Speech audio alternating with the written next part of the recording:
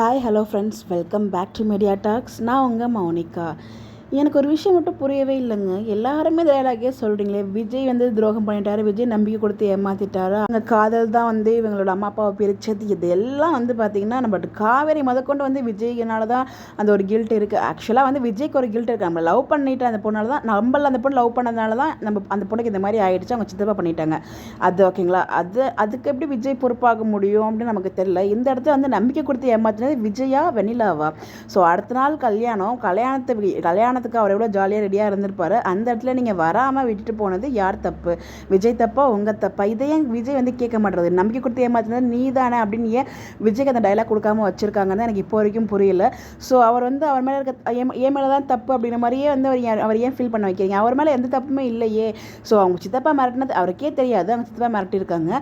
So உங்களோட காதல் உண்மையானது, நீங்கள் தான் ஆல்ரெடி கல்யாணமே பண்ணிட்டீங்கன்னு இப்போ இவ்வளோ டைலாக் பேசுறீங்களா அந்த முகத்தை காமிச்சு? அப்போ எங்கே போச்சு உங்களுக்கு? அப்போ நீங்கள் சொல்ல வேண்டியதானே அவங்க சித்தப்பா எங்களுக்கு கல்யாணம் ஆகிடுச்சு அப்படிங்கிறது சொல்ல வேண்டியதானே? ஏன் அப்போல்லாம் விட்டுட்டு ஓடிட்டு இப்போ எதுக்கு எனக்கு கல்யாணம் ஆகிடுச்சு, இவ தான் என் புருஷன், நம்ம புருஷனாக தான் நினச்சி வாழ்ந்துட்டு இருக்கேன்னு எதுக்கு இவ்வளோ டைலாக் பேசுகிறீங்க? அப்போ ஓடி போனது தப்பு தான் இல்லையா? முதல் நாள் கல்யாணத்தை வச்சுட்டு அப்போ யாருக்கு நம்பிக்கை கொடுத்து யார் ஏமாத்திருக்கா? ஸோ விஜய்க்கு அடுத்த நாள் அவங்களுக்கு கல்யாணம். ஸோ அவர் வந்து லவ் பண்ணியிருக்காரு, கல்யாணத்துக்காக வெயிட் பண்ணிட்டு இருக்காரு. கடைசியில் கல்யாணத்துக்கு வராமல் நம்பிக்கை கொடுத்து ஏமாத்தினது வெண்ணிலா.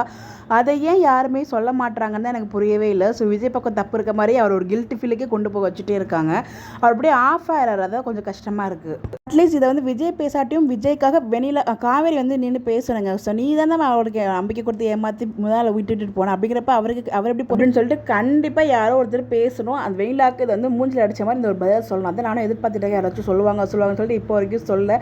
இந்த ட்ராக் வைப்பாங்களான்னு கூட எனக்கு தெரியல. அது மாதிரி ஏதாச்சும் ஒரு சீன் கொண்டு வந்தால் நல்லாயிருக்கும் நான் ஃபீல் பண்ணது. என்னோட ஒப்பீனியன். உங்களுக்கு என்ன தோணுதுன்னு சொல்லி கொடுக்கறதுக்குலாம் மறக்காமல் கமெண்ட்டில் ஷேர் பண்ணுங்கள்.